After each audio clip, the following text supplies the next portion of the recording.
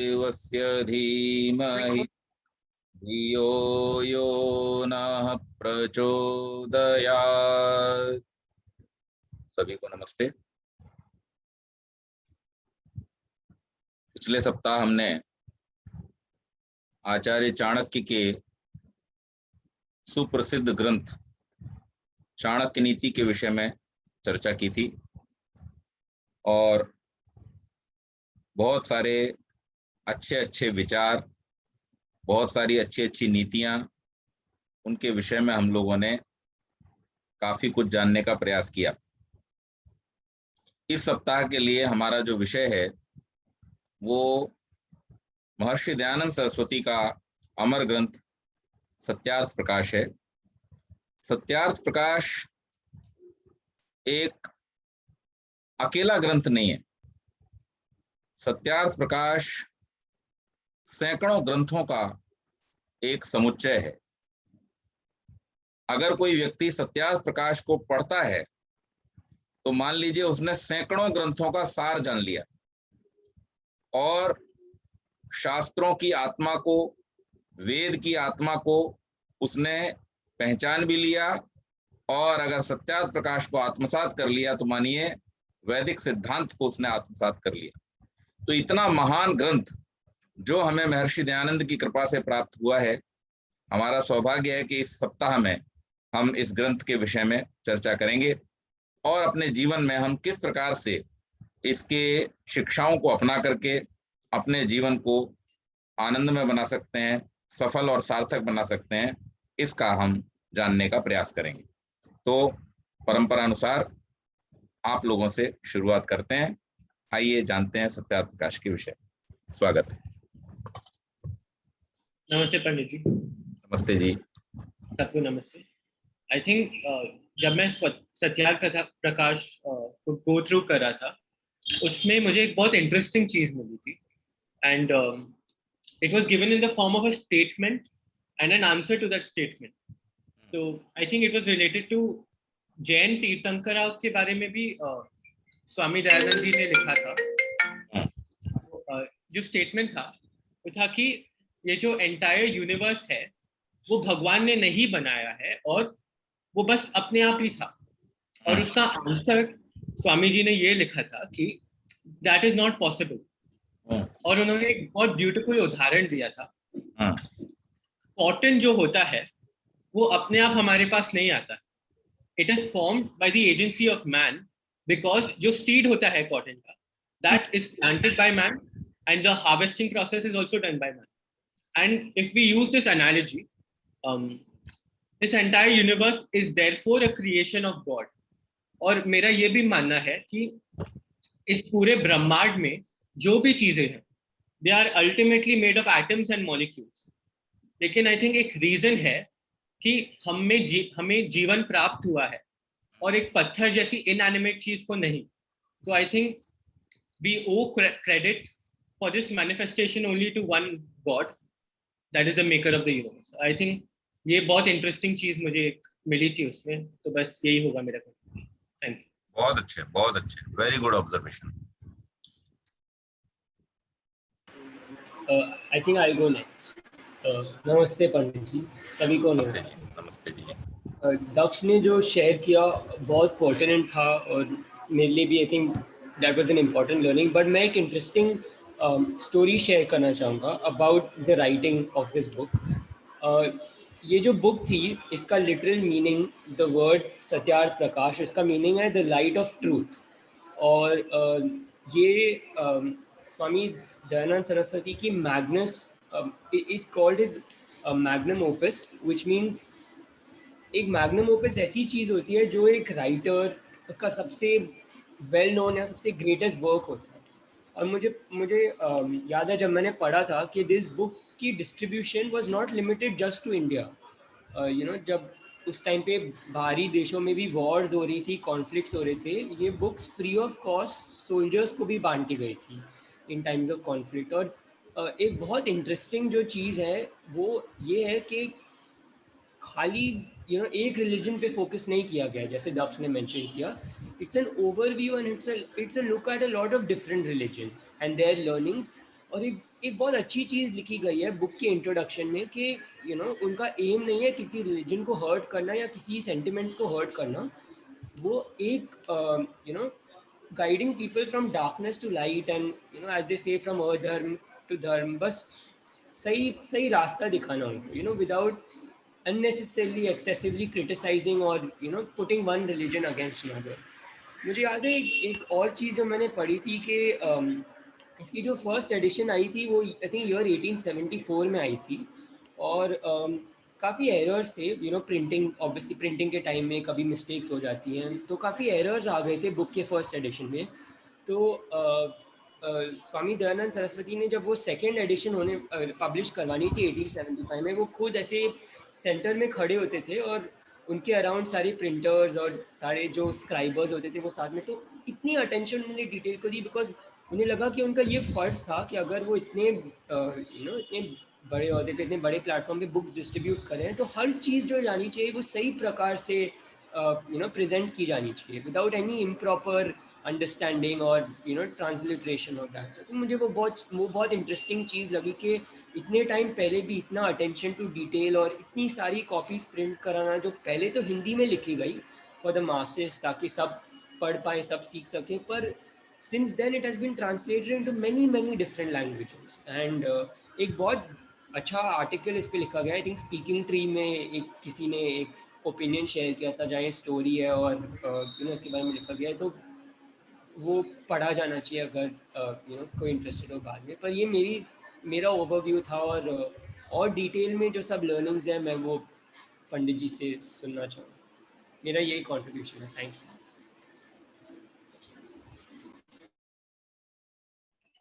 बहुत अच्छे। सभी को नमस्ते।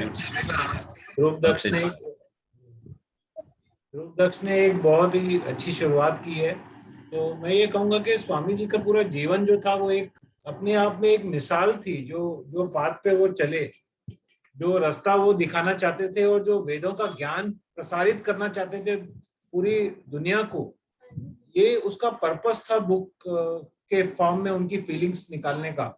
और उस टाइम कन्वर्जन वगैरह बहुत हो रही थी, मुस्लिम्स और क्रिश्चियनिटी, खासकर क्रिश्चियनिटी का जो they were trying to convert everybody across the country.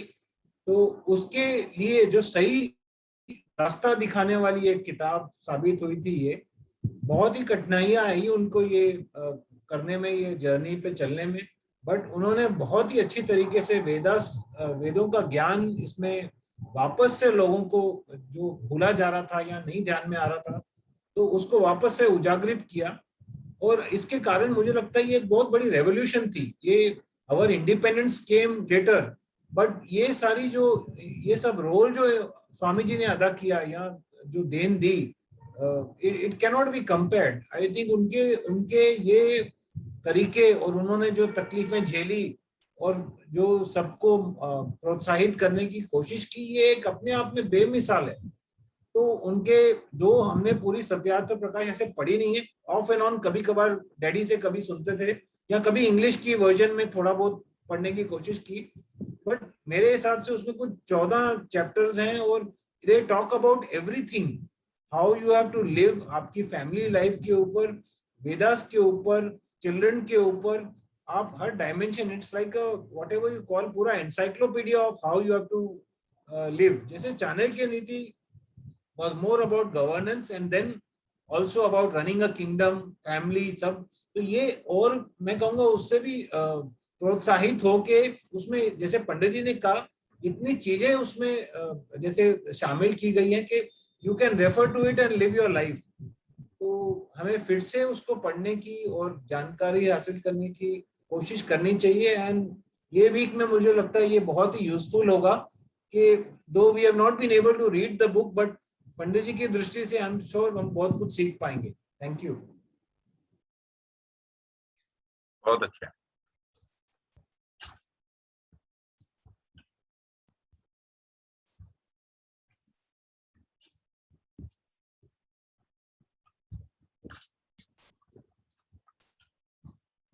जी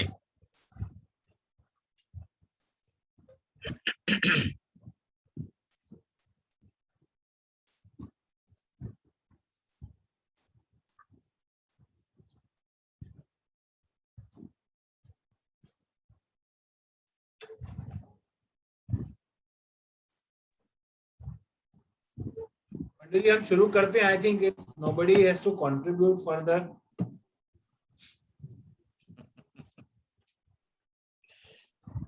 नमस्ते पंडित जी.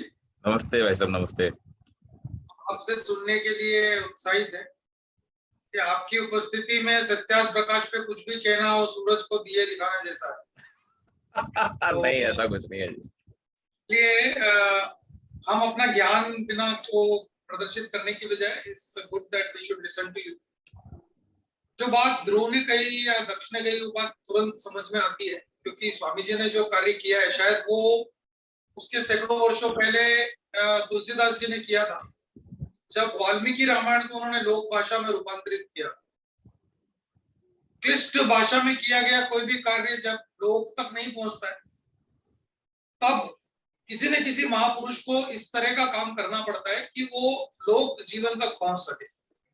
वाल्मीकि रामायण संस्कृत में होने के कारण लोग उसे न पढ़ पाते थे और उसमें सिर्फ कुछ लोगों का अधिकार हुआ था. और तब तुलसी ने उसका जन भाषा में ट्रांसलेट किया या जनभाषा में लिखा रामचरितमानस के ऊपर, तो हमें पूरी तरह से समझ में आया. इसी तरह से बिल्कुल सही समय पे स्वामी जी ने न केवल वेदों का, सनातन धर्म का, बल्कि बाकी सारे ग्रंथों का जो उस समय पे जिनके बारे में बात होती, चाहे वो कुरान हो, चाहे वो जैन धर्म का हो, चाहे वो बाइबल हो, सभी धर्मों के बारे में और सभी मत मतांतरों के बारे में जो सत्यार्थ को प्रकाशित किया है, सत्य को, आई थिंक वो अद्भुत है. दिस इज व्हाट कभी मतलब कॉलेज में एक बार पूरी रीडिंग की थी, तब से उसके छाप बनी हुई है, परंतु उस पे प्रकाश तो सिर्फ आपसे ही उचित होगा. Thank you sir. बहुत अच्छा.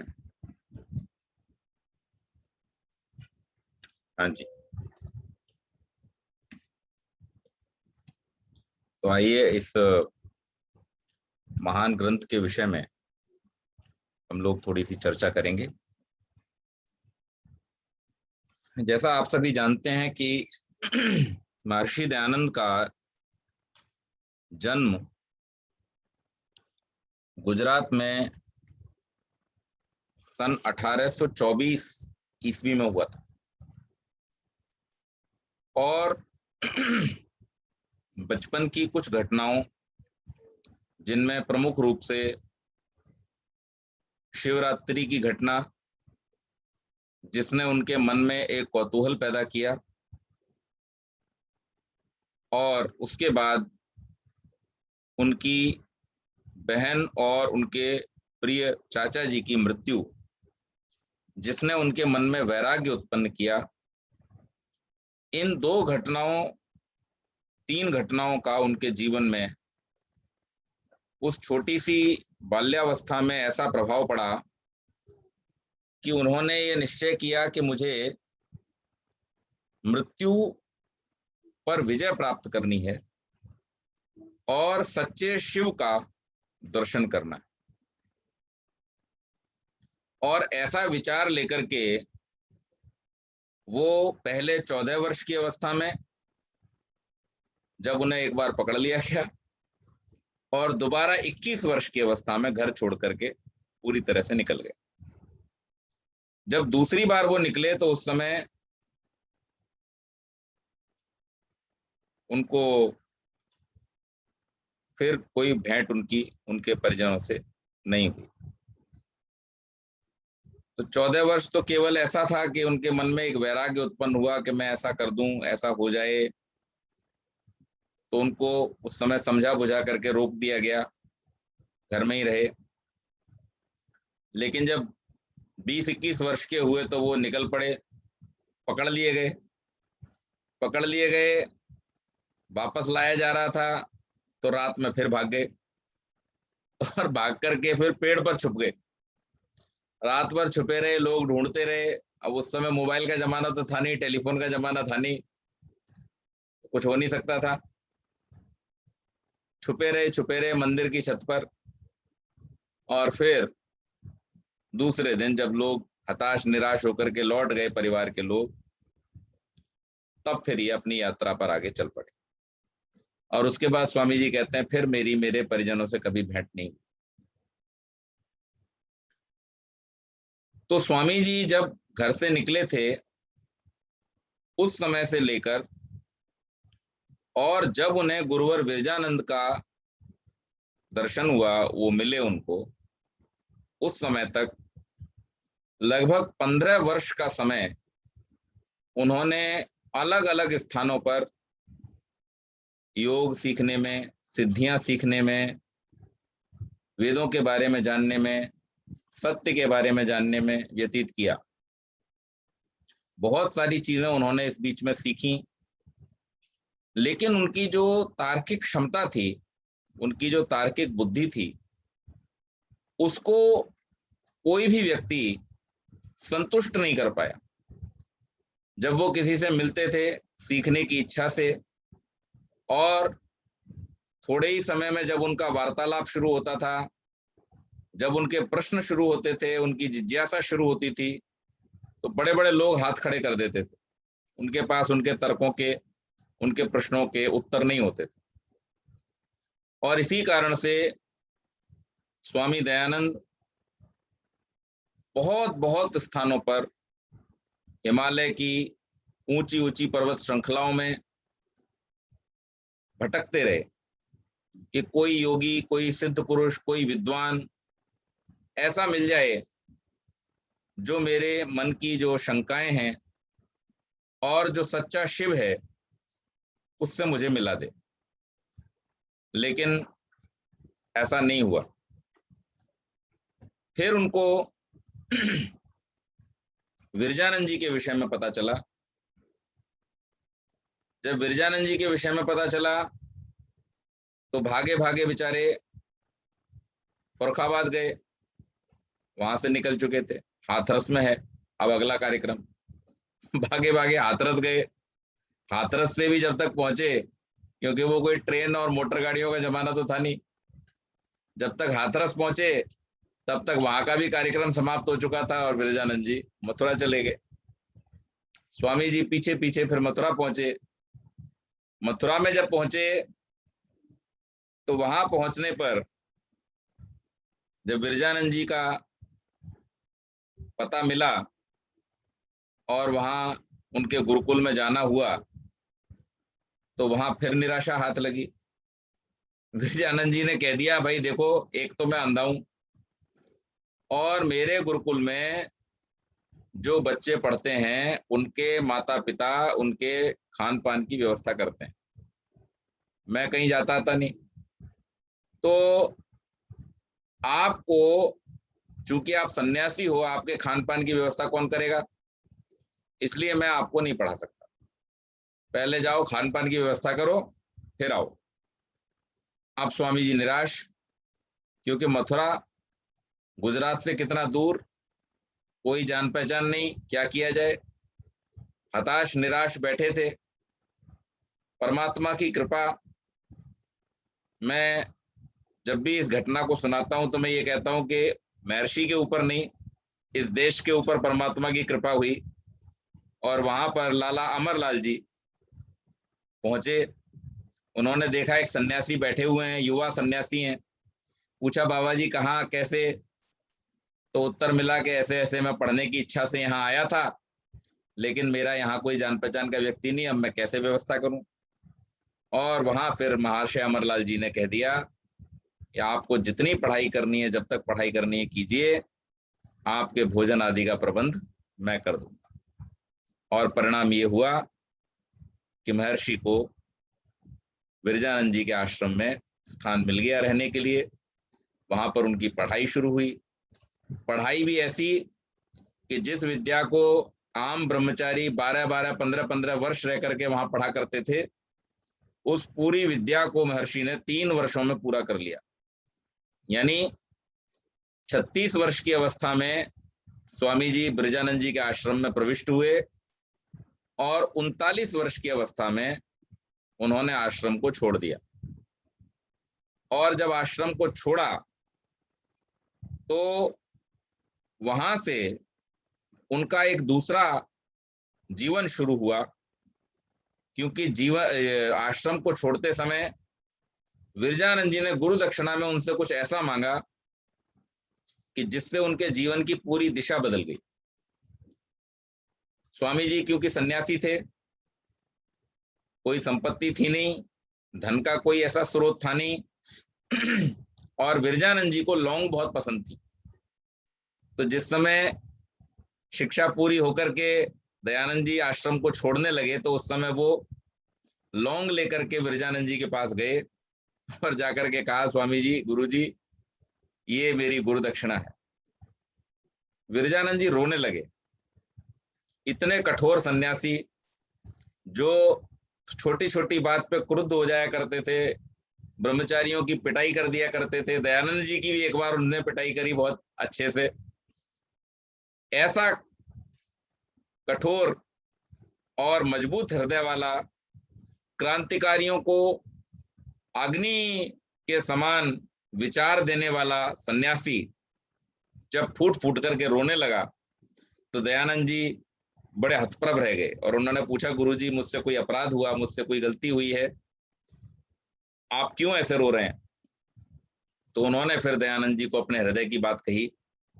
उन्होंने कहा, देखो दयानंद, ये हमारा देश विश्व गुरु था।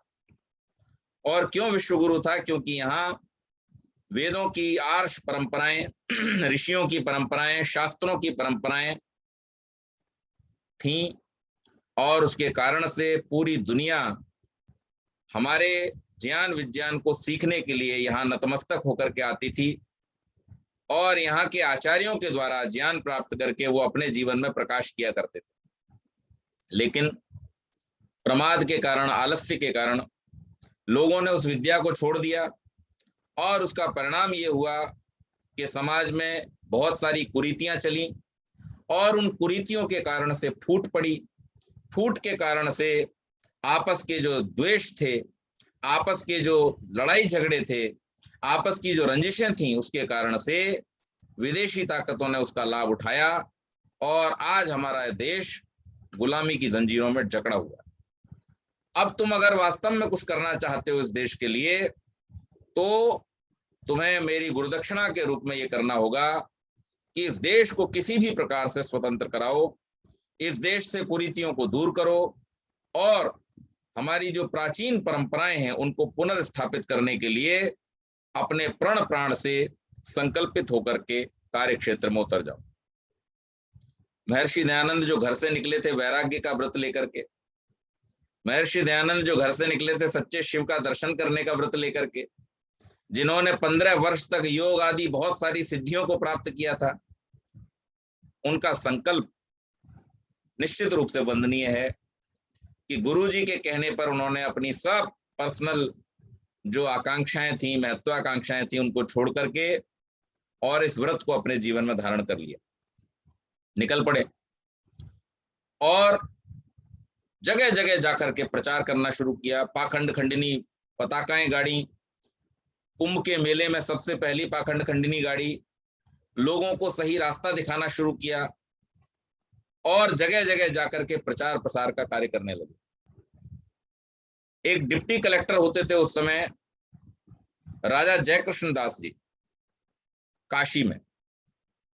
स्वामी जी के जब संपर्क में वो आए तो उन्होंने कहा, स्वामी जी, आप जो कुछ बोलते हैं वो केवल उतने ही लोगों तक पहुंचता है जो आपकी सभा में उपस्थित होते हैं, लेकिन ये इतना महत्वपूर्ण ज्ञान है, इतनी अच्छी बातें आप कहते हैं, इतनी ज्ञानपूर्ण बातें आप कहते हैं, तार्किक बातें आप कहते हैं कि ये सब लोगों तक पहुंचनी चाहिए और उसका उपाय ये है कि आप इन सबको लिपिबद्ध करें, लिखवाएं।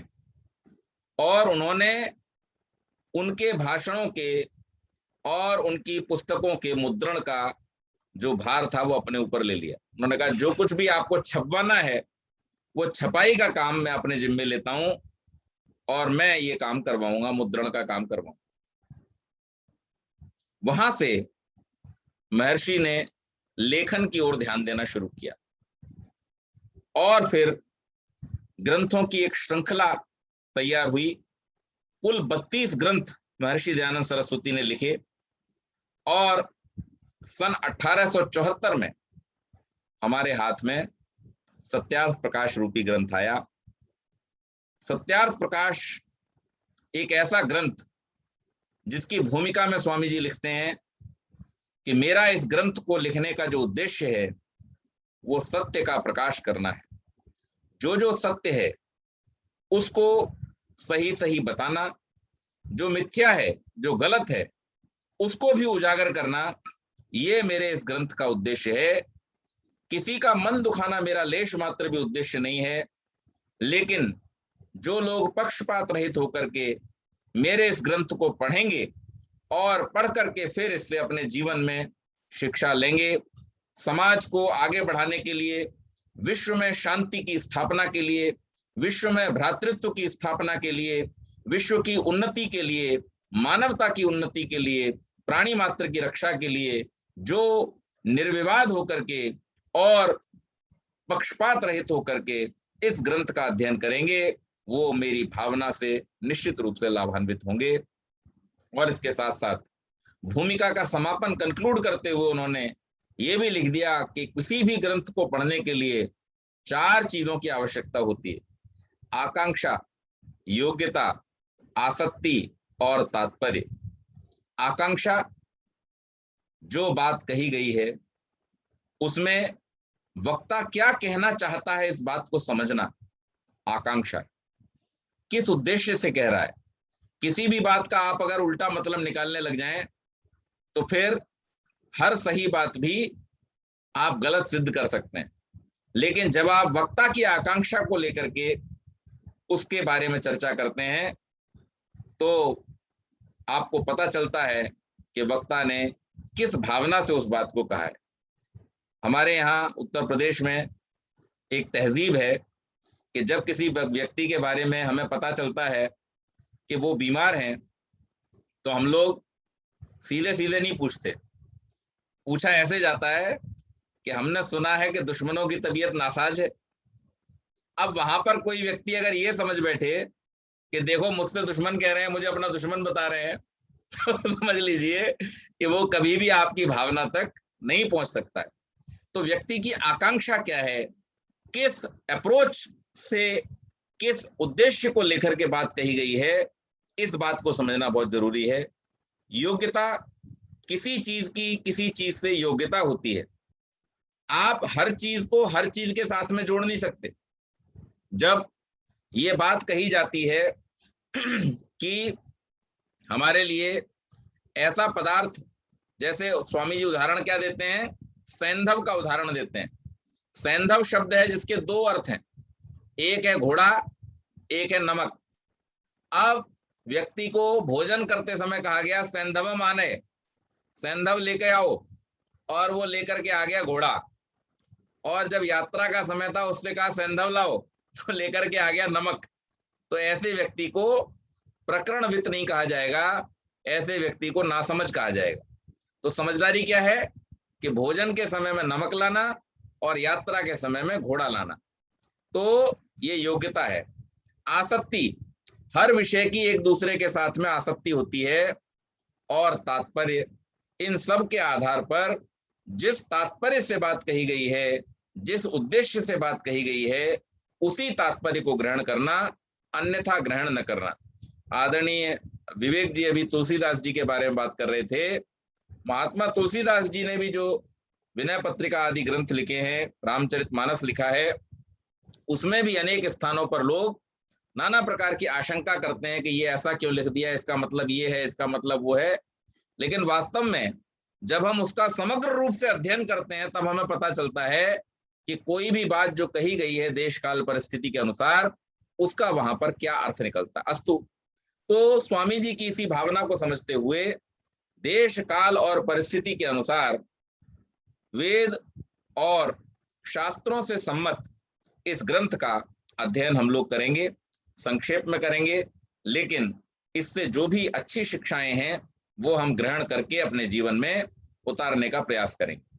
सबसे पहले मैं इस ग्रंथ के बारे में आपको एक छोटा सा परिचय देना चाहता हूं। आपको ये जानकर के आश्चर्य होगा कि सत्यार्थ प्रकाश में 377 ग्रंथों का हवाला दिया गया है, 377।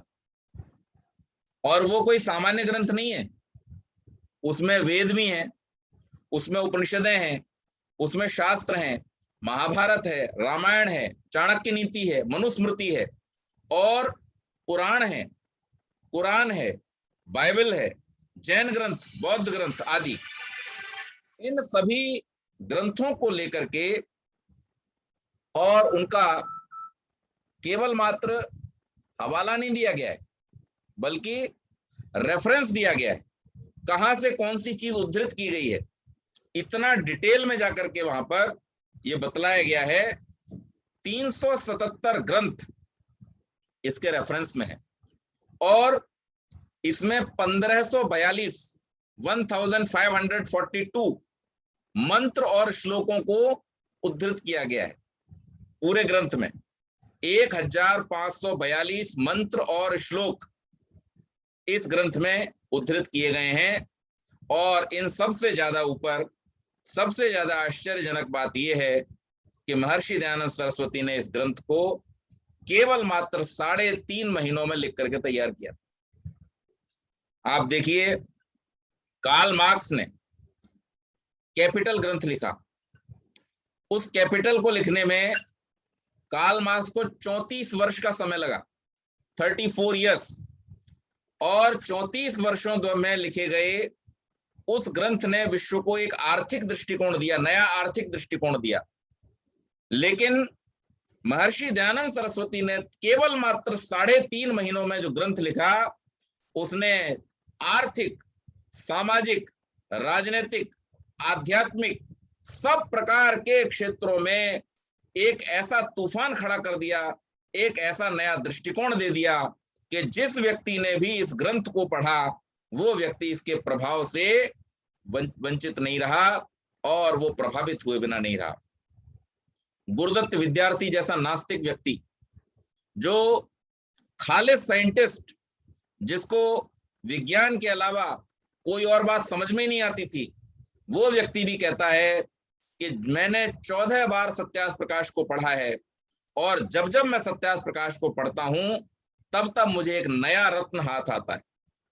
ऐसा ये अद्भुत ग्रंथ जो महर्षि दयानंद सरस्वती ने हमें दिया है, निश्चित रूप से इस ग्रंथ पर हमें प्रकाश डालना चाहिए, हमें इस ग्रंथ को पढ़ना चाहिए और इसकी जो उत्तम उत्तम शिक्षाएं हैं उन शिक्षाओं को अपने जीवन में अपनाने का प्रयास करना चाहिए। एक बहुत ही क्रांतिकारी विचार कि समाज की रचना कर्म के आधार पर हो, जन्म के आधार पर न हो, ये बात जब ऋषि दयानंद ने कही तो उस समय का जो समाज था वो पूरा का पूरा हिल गया। ये क्या बात कह रहे हैं, ऐसा कैसे हो सकता है?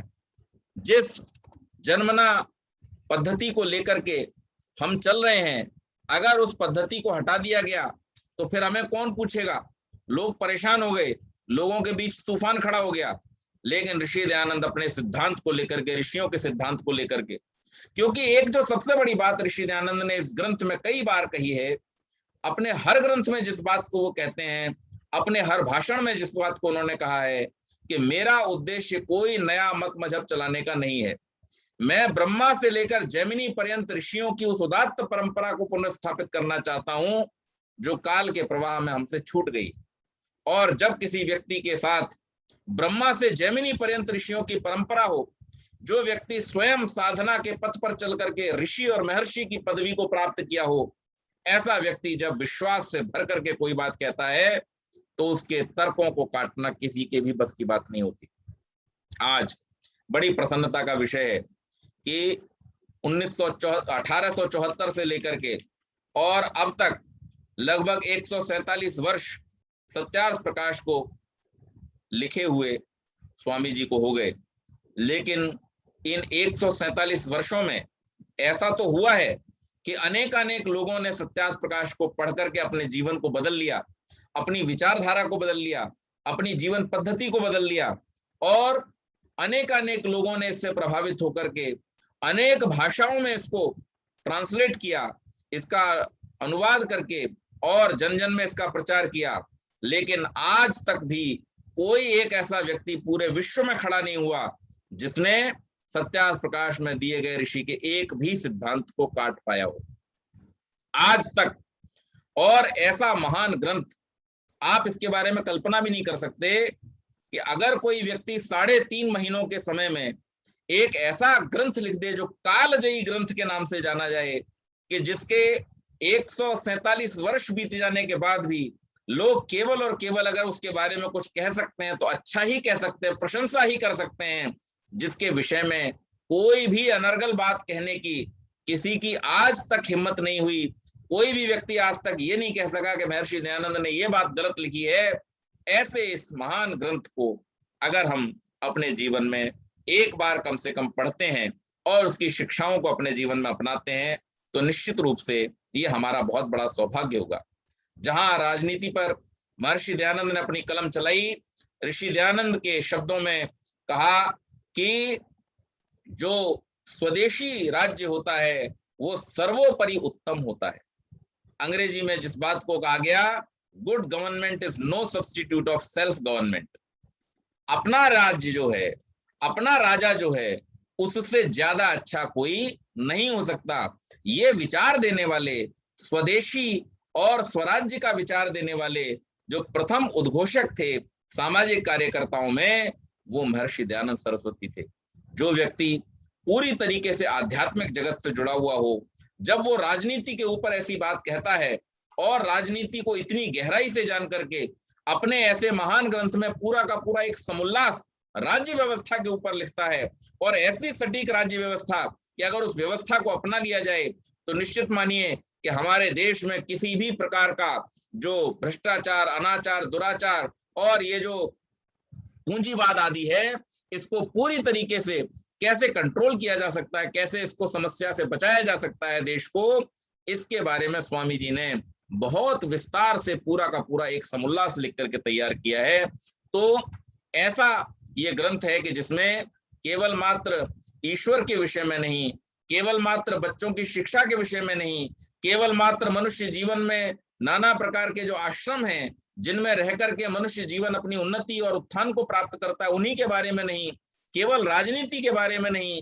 केवल प्रकृति और ईश्वर के बारे में नहीं, केवल मात्र समाज की व्यवस्थाओं के बारे में नहीं, केवल खान पान के बारे में नहीं, केवल गौ आदि पशुओं की रक्षा के बारे में और उनके द्वारा राष्ट्र की उन्नति के बारे में नहीं, बल्कि इस देश में फैली हुई जो अनेक प्रकार की कुरीतियां थीं, उन कुरीतियों के ऊपर भी स्वामी जी ने बहुत बल दिया। और पूरे के पूरे 2 समुल्लास 11वां और 12वां स्वामी जी ने इसी विषय पर लिखे कि आर्यावर्त में फैले हुए जो बहुत सारे मत मतांतर हैं, उन मत मतांतरों में वैदिक पद्धति से हट जाने के कारण से कितना बड़ा इस देश का नुकसान हुआ है और कैसे लोग दिग्भ्रमित होकर के आज भटक रहे हैं, कैसे लोग ईश्वर से और आत्म से दूर होते जा रहे हैं, कैसे लोग आत्मचिंतन को भूल करके केवल मात्र प्रकृति और मटेरियल वर्ल्ड में ही जुड़े हुए हैं। इन सब विषयों को ध्यान में रख करके उन्होंने पहले आर्यावर्तीय जो मत मतांतर हैं उनका खंडन किया, और उसके बाद ऐसे विकराल समय में जब इस देश पर अंग्रेजों का शासन था जो कि ईसाई धर्म से प्रभावित थे, और जो शासन हमसे थोड़े दिन पहले ही अंग्रेजों ने लिया था वो इस्लाम का शासन था, जो मुगल थे वो इस्लाम से प्रभावित थे। और ऐसे लोगों के बीच में उस समय जबकि 800 वर्ष की गुलामी ये देश झेल चुका था, ऐसे समय में महर्षि दयानंद ने इस्लाम और ईसाईयत को भी समीक्षा से छोड़ा नहीं। उन्होंने एक एक चीज का रेफरेंस देकर के कि कहां पर क्या कैसे कहा गया है और इसका क्या मतलब है और इससे कितनी हानि समाज की हो रही है, ऐसी सब बातों को उन्होंने बिल्कुल निसंकोच होकर के, बिना किसी डर के, बिना किसी दबाव के, उन्होंने बहुत खुले शब्दों में उसकी व्याख्या की है। स्वामी जी के इस ग्रंथ को पढ़कर के बहुत सारे लोगों ने उनका विरोध किया, बहुत सारे लोगों ने उन्हें धमकियां दी, बहुत सारे लोगों ने उन्हें मारने का प्रयास किया। आप सबको मालूम होगा स्वामी जी को 16 बार मारने का प्रयास किया गया और अंत में 17वीं बार में उनको दूध में कांच पीस करके जो पिला दिया गया, जिससे उनका पूरा जो अंदर का शरीर की अंतड़ियां वगैरह सब कट गईं और उससे उनकी मृत्यु हुई। लेकिन इसके बावजूद इतनी सारी विषम परिस्थितियों में और इतने सारे नाना प्रकार के प्रलोभन और भय के होने पर भी उन्होंने कभी भी सत्य का साथ नहीं छोड़ा और सत्य के ही प्रकाश में वो निरंतर लगे रहे। स्वामी जी ने एक बार तो यहाँ तक कह दिया कि चाहे तुम हमारी उंगलियों की मोमबत्तियां बना करके जला दो, लेकिन फिर भी हम केवल और केवल सत्य का ही प्रचार करेंगे, सत्य का ही प्रकाश करेंगे। स्वामी जी को उस समय करोड़ों की संपत्ति वाले बड़े बड़े मठ हैंडओवर किए जाने के प्रलोभन दिए गए कि आप इस मठ के मठाधीश बन जाइए और जितनी संपत्ति आपको चाहिए लीजिए, जैसा आपको ऐशो आराम चाहिए आप लीजिए, लेकिन आप केवल जो अपने भाषणों में ये विरोध करते हैं, इस विरोध को बंद कर दीजिए। स्वामी जी ने वहां पर भी उस प्रलोभन में ना आकर के और उन लोगों को भी सत्य का ही उपदेश किया, सत्य का ही उनके सामने प्रकाश किया। बड़े बड़े विद्वान जो उस समय कहे जाते थे, उन सब विद्वानों ने जब स्वामी जी को पढ़ा, जब स्वामी जी को जाना, तो उन्होंने अपने आप को, अपनी स्थिति को अच्छी तरीके से पहचान लिया।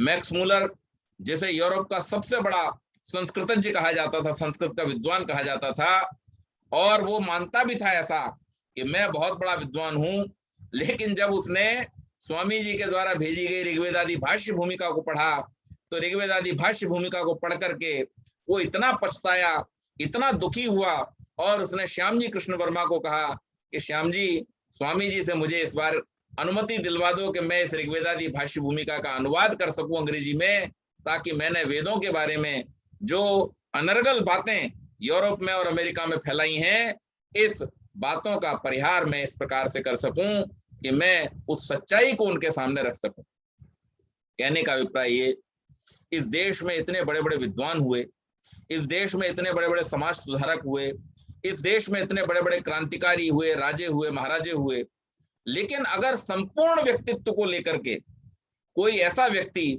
जिसने समाज के हर क्षेत्र में अपना प्रभाव छोड़ा और समाज के हर क्षेत्र को जिसने सुधारने का प्रयास किया, चाहे वो राजनीति हो, चाहे सामाजिकता हो, चाहे आर्थिक नीतियां हो, चाहे शिक्षा व्यवस्था हो, चाहे परिवार व्यवस्था हो, चाहे जीवन की ही व्यवस्था क्यों न हो, हर क्षेत्र में जिसने इस बात को कभी भी ये नहीं सोचा कि मुझे एक क्षेत्र मात्र में सीमित रहना चाहिए, अगर कोई ऐसा व्यक्ति इस देश में पिछले वर्षों में पैदा हुआ है, तो वो केवल और केवल महर्षि दयानंद हमको दिखाई देते हैं। और महर्षि दयानंद का ये जो ग्रंथ है, ये समझ लीजिए कि उनका एक ऐसा छोड़ा हुआ हथियार है कि जो भी व्यक्ति इस हथियार को अपने हाथ में ले लेगा और इसको जो अपने जीवन में उतार लेगा, वो समझ लीजिए कि बस उतनी ही पैनी धार से लोगों से बात कर सकेगा जितनी पैनी धार से महर्षि दयानंद किया कर, क्योंकि उन्होंने अपना सर्वस्व, अपने जीवन का जो भी उनका निचोड़ उन्होंने निकाला था, जितने भी ग्रंथ उन्होंने पढ़े थे, वेद आदि सत्य शास्त्रों का जो उन्होंने गहराई से अध्ययन किया था, उस सब को लेकर के उन्होंने इस ग्रंथ में दे दिया कि आप इस ग्रंथ को पढ़ें और पढ़ करके कम से कम इतना जान लें कि हमें क्या जानना है। महर्षि दयानंद ने इस ग्रंथ में यह भी बताया कि क्या पढ़ना और क्या नहीं पढ़ना। मुझे आप बतलाइए, इस दुनिया में कितने सारे विचारक हुए हैं, कितने सारे लेखक हुए हैं, क्या किसी ने ये हिम्मत की है इस बात को बताने की दुनिया को कि कौन से ग्रंथ पढ़ने चाहिए और कौन से ग्रंथ नहीं पढ़ने चाहिए? लेकिन महर्षि दयानंद इस बात को भी नहीं छोड़ते हैं और वो अपने इस अमर ग्रंथ में ये भी बता देते हैं कि कौन से ग्रंथ पठनीय हैं और कौन से ग्रंथ पठनीय नहीं है, किस अवस्था में पढ़ाई करनी है, किस अवस्था में विवाह करना है, किस अवस्था में गृहस्थ आश्रम को छोड़ करके वानप्रस्थ में चले जाना है, और फिर वानप्रस्थ से अपने जीवन की उन्नति के लिए किस अवस्था में जाकर के संन्यास ग्रहण करना है। संन्यास का अधिकारी कौन है, वानप्रस्थ का अधिकारी कौन है, गृहस्थ का अधिकारी कौन है, कौन ब्रह्मचारी कहलाएगा, कौन द्विज कहलाएगा, ये ऋषियों की दी हुई जो उदात्त परंपरा थी, ऋषियों की दी हुई जो वैज्ञानिक परंपरा थी, ईश्वर का जो वैज्ञानिक स्वरूप था और ईश्वर के जो विभिन्न गुण वेदों में वर्णित किए गए थे, उन सब गुणों को महर्षि दयानंद ने इस प्रकार से इस ग्रंथ के अंदर रखा है कि अगर वास्तव में हम इसको पढ़ लेते हैं, इसका अध्ययन कर लेते हैं, तो हमें एक खुली दृष्टि मिल जाती है। कवि प्रदीप जी ने जब स्वामी जी की ऋषि गाथा लिखी, तो ऋषि गाथा में उन्होंने 2 पंक्तियां लिखी हैं। सत्यार्थ प्रकाश उसी वर्ष लोगों को प्राप्त हुआ जिस समय आर्य समाज बना, 1875 में। तो पहला संस्करण 1874 में आ गया था, लेकिन जो परिमार्जित परिष्कृत दूसरा संस्करण, क्योंकि उसके बारे में तो ऋषि दयानंद ने खुद ही लिखा है कि मेरी भाषा मूल क्या है, गुजराती, और अध्ययन की भाषा संस्कृत, और उसके चक्कर में हिंदी का ग्रंथ लिखने जब बैठा तो उसमें बहुत सारी व्याकरण की अशुद्धियां हो गई मुझसे।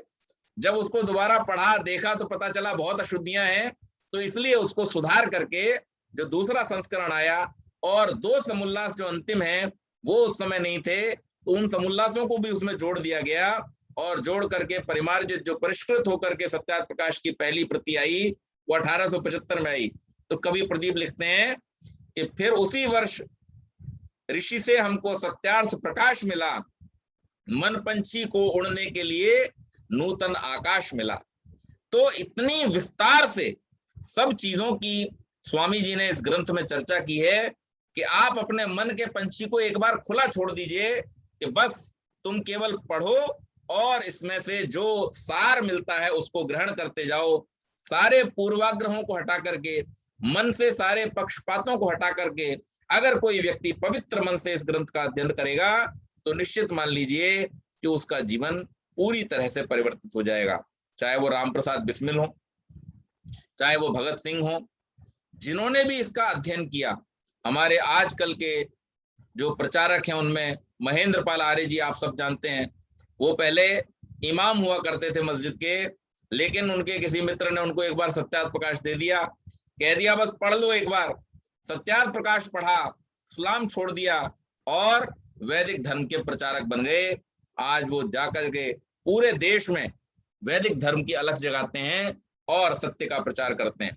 तो उनके जीवन को परिवर्तित करने में गुरुदत्त विद्यार्थी ने जब सत्यार्थ प्रकाश को पढ़ लिया, ऐसे दीवाने हो गए कि अपने आगे आर्य समाज के 5 नियम और पीछे आर्य समाज के 5 नियम का बाना पहन करके और जगह जगह वो इसका प्रचार करते फिरते थे। तो ये बहुत ही बड़ी स्वामी जी की खोज है। इसमें स्वामी जी ने यह भी बतलाया कि वेदों का जो भाष्य है, वेदों के जो मंत्रों के अर्थ हैं, उनको किस प्रकार से समझाना जाना चाहिए। वेदों के जो शब्द हैं उनके अर्थ कैसी विधि से होने चाहिए। तो उन्होंने एक बहुत अलग अनूठी ऋषियों की परंपरा दी कि वेदों के जो अर्थ हैं वो यौगिक अर्थ है। यौगिक अर्थ मतलब जहां जैसी उसकी योग्यता होगी उस योग्यता के अनुसार उस शब्द का अर्थ दिया जाएगा। एक एक शब्द के अनेक अनेक अर्थ हैं। आप अगर एक अर्थ को दूसरी जगह और दूसरे अर्थ को पहली जगह अगर अर्थात गलत जगह पर लगा देंगे तो निश्चित मान लीजिए कि वहां पर गड़बड़ हो जाएगी। ये निरुक्तकार का विचार था, लेकिन निरुक्तकार के इस विचार को धरातल पर आज के युग में लेकर के आने वाला अगर कोई व्यक्ति था तो वो महर्षि दयानंद थे।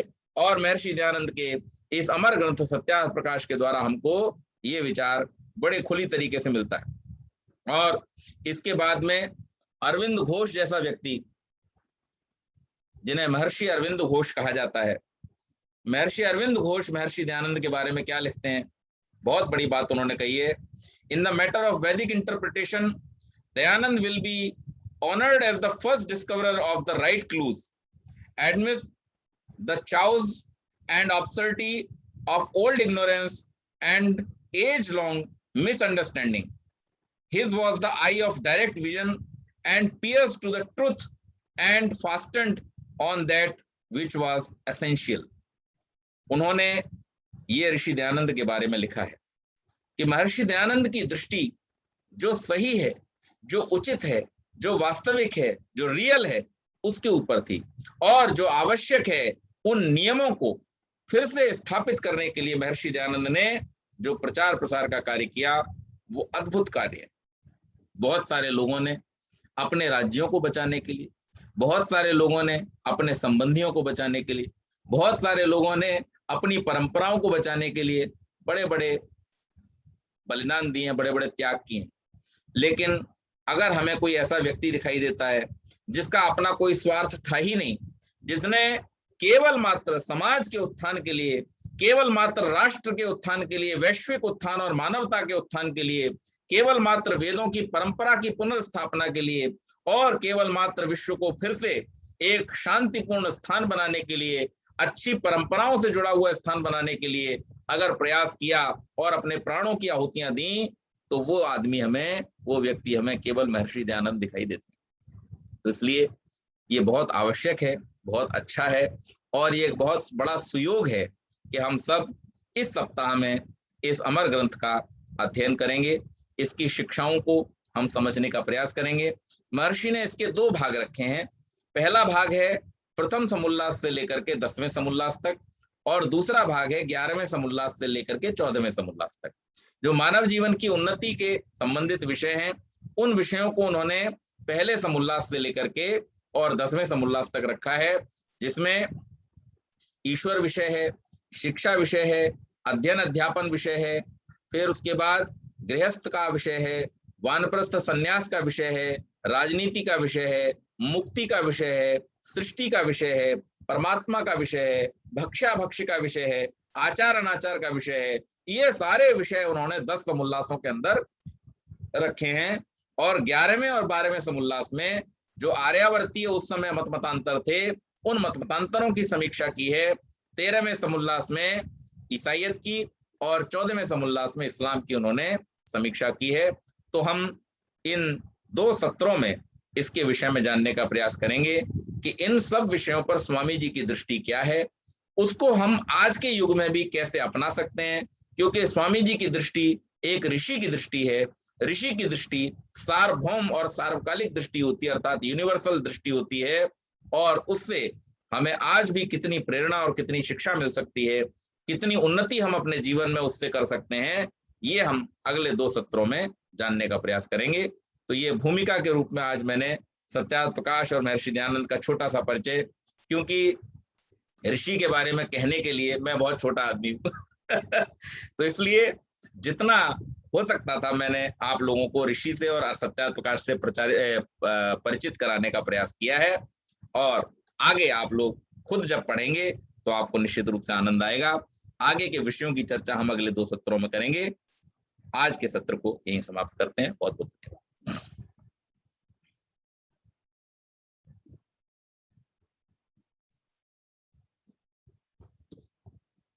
कोई प्रश्न हो तो पूछ सकते हैं।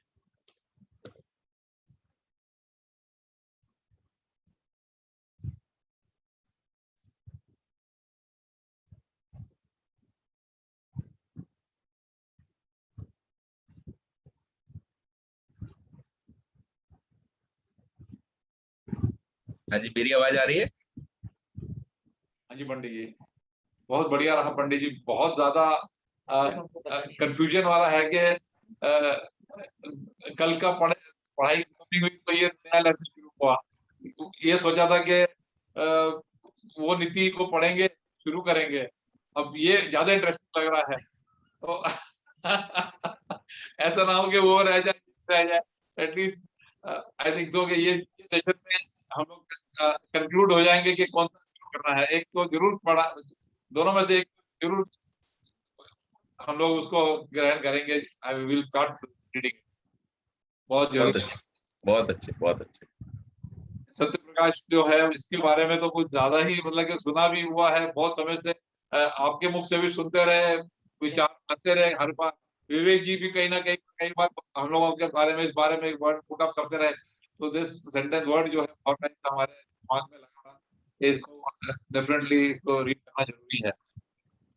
जी जी